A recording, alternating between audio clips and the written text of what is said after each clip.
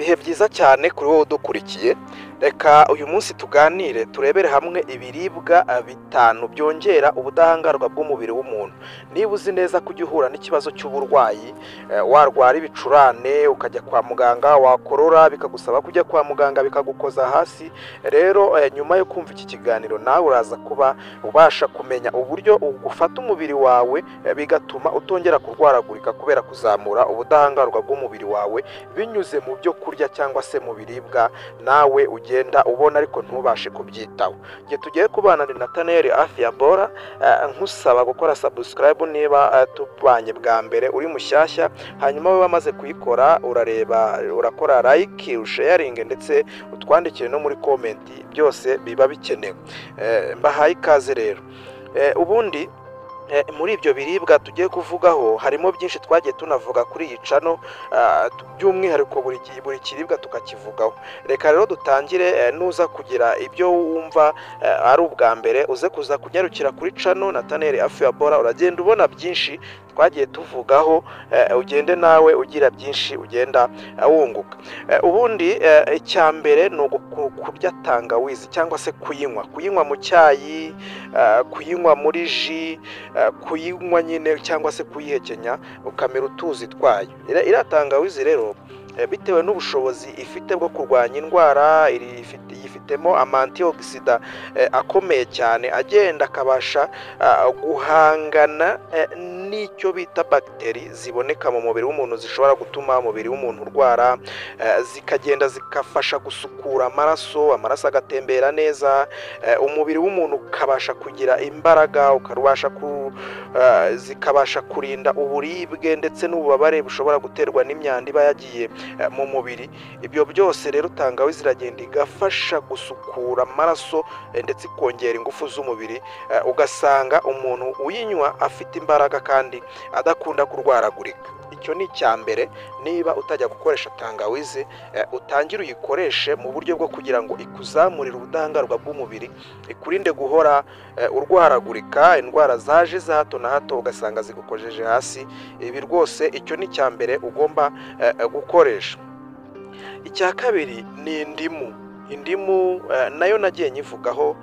Indimu rero nayo ni byiza kuyifata ukayinywa, ukayikamurira mu mazi. Ayo mazi ashobora kuba ari akazuyazi, ukabikora nibura nka 3 mu cyumweru. Nshuti yanjye ndagira ngo nkubwire ngo indimu ikize ku vitamine C, ifite imbaraga zikomeye cyane. Nubwo ari indimu gusa, nubwo tuvuze indimu bivuze ngo n'ibindi binyamuryango byo mu ndimu bifite icyo bipfana n'indimu. Iyo tuvuze gutyo tuba tuvuze amacunga, tuba tuvuze pome, tuba tuvuze inkeri, tuba tuvuze nyine iziriya mbuto zitandukanye, ariko cyane cyane indimu.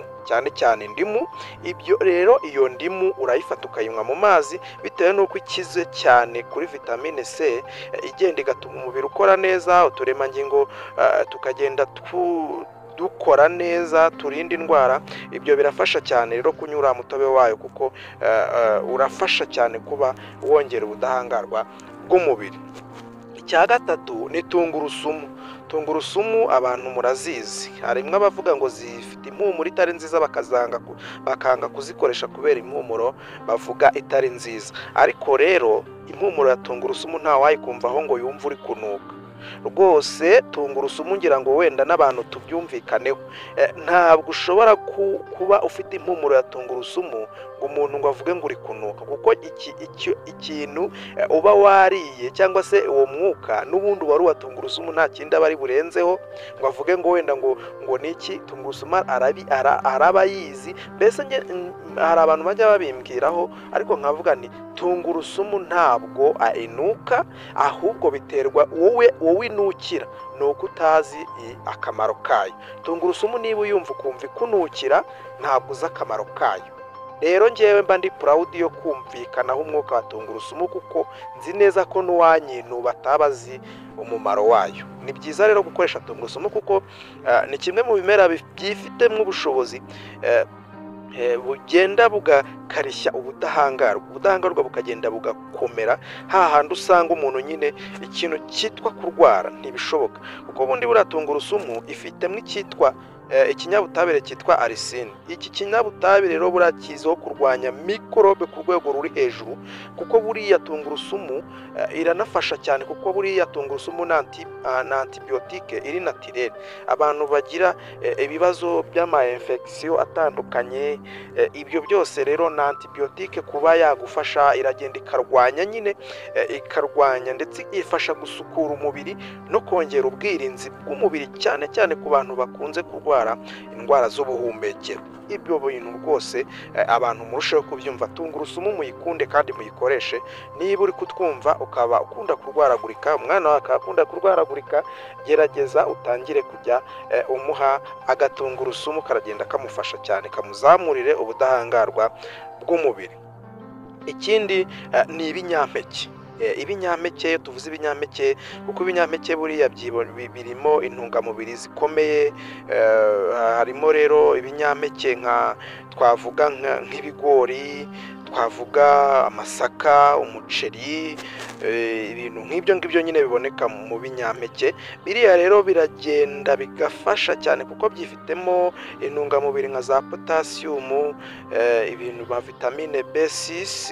Ibyo byose bigenda bigafasha uturemangingo tw'umubiri tukagenda twubakwa neza. Rero ibyo nabyo ni byiza. Icya gatanu twavuga ni ubunyobwa. Ubunyobwa nubwo twari tubuvuze mu binyampeke, ariko ubunyobwa by'umwihariko nabwo ubwabwo bwifitemo izo mbaraga. Harimo vitamine E, bwifitemo amavuta meza, bwifitemo izindi ntungamubiri zikomeye zifasha gutuma ubudahangarwa bw'umubiri burushaho gukomera kandi bukagenda bimera neza. Ikindi ni ukurya imboga rwatsi. Reka nkivuge nk'inyongera, kurya imboga rwatsi twavugamo imboga za dodo, intoryi, epinari. Izo mboga ziragenda zigafasha cyane, kuko nazo ziba zikenewe, zikarinda indwara z'amaso, umubiri kurwara indwara zitandukanye zishobora kuza zikabasha kuba zagukoma hasi. Rero nshuti yanjye, muri ibi byose ushobora kuba wari ukunyumva ariko ukavuga uti mfata ji ya tangawizi nkayivangamo indimu, narangiza kuyivangamo indimu wenda reka tubivuge mu buryo nk'umuntu ufite ikibazo cy'ubudahangarwa, mu buryo bwamaze kugaragara ko afite ikibazo cy'ubudahangarwa. Muri makeya, muri ibi byose mu buryo bukorohera, fata tangawizi, uyikore icyayi, uyishyiremo n'indimu n'agatungurusumu. Nyuma y'ibyo ngibyo ushyiremo ubuki. Icyo cyayi ujye ukinywa, ndakubwiye ngo ukoze ubudahangarwa bukomeye. Icyayi kirimo indimu, tangawizi ndetse n'ubuki, ibyo bintu bikore, hanyuma ubudahangarwa bwawe buraza kongera bumere neza. Ndabakunda cyane rero, mukore share, musangize inshuti ikiganiro, hanyuma mukore subscribe kuri mwebwe bashyashya, kandi kugenda bigaragara ko biri kumera neza kandi bizakunda. Imana ibaha umugisha.